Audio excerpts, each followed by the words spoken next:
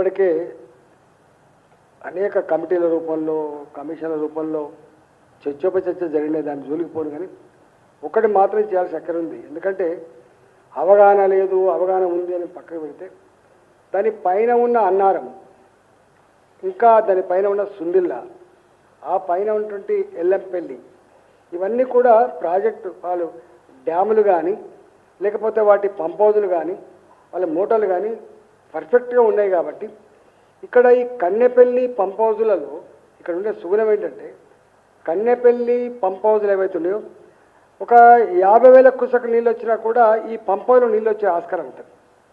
ఇప్పుడు 90,000 లక్ష కుసక నీళ్ళు పోతున్నాయని అంటున్నారు. కాబట్టి మీకు తెలిసి ఎలినినో వచ్చింది, భయంకరమైన కరువు రాబోతుందని చెప్పి అంటున్నారు. ఇక్కడ భేషజాలు పోకుండా నువ్వు తప్ప నేను తప్ప, ఇలా నువ్వు దుర్మార్గుడువా నేను దుర్మార్గుడా అనేటువంటి పద్ధతి పక్కకు పెట్టి ఇలా ఇన్ని వేల కోట్ల రూపాయలు పెట్టి కట్టబడ్డటువంటి ఇన్ఫ్రాస్ట్రక్చర్ కాబట్టి ఎలినినో వస్తుందని చెప్పి హెచ్చరికలు జారీ చేస్తున్న సందర్భంలో ఇవాళ జూలై మాసం వచ్చినప్పటికీ కూడా వర్షాలు లేక విత్తనాలు కూడా వేరే ఈ పరిస్థితులలో తాగే నీళ్ళ కోసం మనం డిపెండ్ అయ్యేదంతా కూడా కృష్ణా నది మీద, గోదావరి నది మీద. కాబట్టి ఇలా హైదరాబాద్ లాంటి నగరం నీళ్ళు లేకపోతే ఎంత ఇబ్బంది పడుతుందో తెలుసు. కాబట్టి నేను ఒకటే ఇవాళ ఆ ఒక కన్నెపల్లి పంప్ హౌజులు పనిచేస్తూ ఉంటాయి. కాబట్టి తక్షణమే లిఫ్ట్ చేసి కొంత నీళ్లు పంపు చేస్తే హైదరాబాద్కి అక్కడికి వచ్చే ఆస్కారం ఉంటుంది. కొంత గొడ్డు గోదకు నీళ్ళు అక్కడికి వచ్చే ఆస్కారం అయితే తప్పకుండా ఉంటుంది. ఇవాళ వాళ్ళని చూస్తున్నా, నేను ఇరిగేషన్ మినిస్టర్ గారిని, తర్వాత టీఆర్ఎస్ వాళ్ళని చూస్తా ఉన్నా. విమర్శలు కాదు ఇప్పుడు కావాల్సింది. కాళేశ్వరం ప్రాజెక్టు కుంగిపోయిన మాట వాస్తవం, ఆ డ్యాములో ఆ బ్యారాజులో నీళ్లు ఆగని మాట వాస్తవం.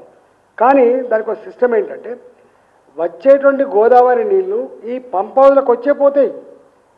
50,000 కుసకలు వచ్చినా కూడా పంప్ హౌజ్లకు వస్తాయి. అక్కడ దాని పంపింగ్ కెపాసిటీ ఇప్పుడు ఇన్స్టాలేషన్ ప్రకారంగా 2 TMs లేదు. కాబట్టి 2 TMs అంటే 25,000 కుసకలు నీళ్ళు వస్తే ఆ 2 పంప్ హౌజ్లు పనిచేస్తాయి. కాబట్టి ఎందుకు ఆ పంపులు ఆపరేట్ చేసి నీళ్ళు ఇచ్చుకోవచ్చు కదా? నువ్వు విచారణ చేయి, దాంట్లో ఎవరైతే బాధ్యులు ఉన్నారో, దాంట్లో ఎవరైతే దోషులు తేల్తారో నువ్వు చట్ట ప్రకారం శిక్షించు, కానీ ప్రజలు శిక్షించకు. తెలంగాణ రైతాంగాన్ని, తెలంగాణ ప్రజానికాన్ని శిక్షించే అధికారం నీకు లేదనే విషయం మీరు మర్చిపోవద్దు. రేవంత్ రెడ్డి గారు, నువ్వు బ్రాడ్గా ఆలోచించు. ఇప్పుడు ప్రతిదీ కూడా నేను ఒక చిన్న ఎగ్జాంపుల్ చెప్తాం.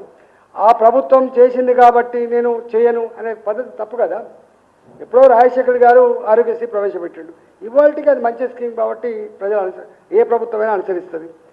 ఇవాళ ప్యాడీ పర్చేజ్ స్కీమ్ ఉన్నది మనకు. మరి డీసీపీ స్టేట్ మనది, వేరే స్టేట్లకు కాదు. 100% డీసీపీ స్టేట్ మనది. అంటే మొత్తం పంట అంతా కూడా మనమే కొనేటువంటి సిస్టమే డీసీపీ సిస్టమ్ అంటే డీసెంట్రలైజేషన్ ప్రొక్యూర్మెంట్ సిస్టమ్. ఇలా ఆచరిస్తూ ఉన్నాం. ఇలా ఫీ రియంబర్స్మెంట్ ఉంది, మంచి స్కీము, పేదవాళ్ళకు చదువుకోవడానికి ఆచరిస్తూ ఉన్నాం. ఇవాళ కాళేశ్వరం ప్రాజెక్ట్ కట్టబడ్డది. కాళేశ్వరం అనగానే ఒక కన్నెపల్లి పంప్ హౌజ్లో లేకపోతే కాళేశ్వరం అదే కాదు కదా.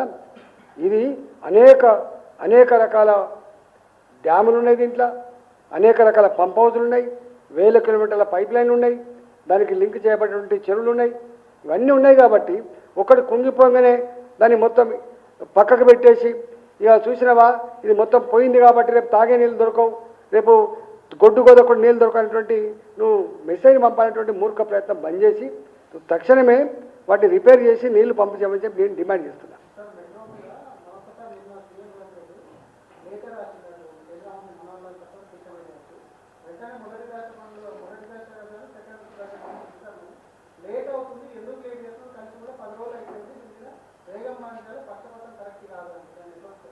అసలు భారతీయ జనతా పార్టీకి, మా ప్రభుత్వానికి పక్షపాతం లేదు.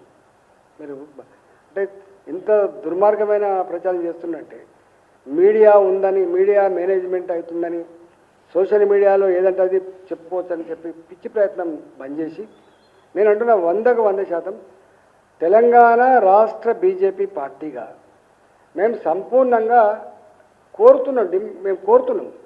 ఇవాళ షామీర్పేట సైడ్ ఉండేటువంటి మెట్రో కావచ్చు, లేదా రేపు మేడ్చల్ వరకు ఉండేటువంటి మెట్రో కావచ్చు, లేదా ఇతర ప్రాంతాలకు ఎయిర్పోర్ట్ దాకా ఉండేటువంటి మెట్రో కావచ్చు, రేపు నువ్వు ఏ నిర్మాణం చేసుకుంటావు 4th సిటీ కావచ్చు, మేమేం వ్యతిరేకం కాదు.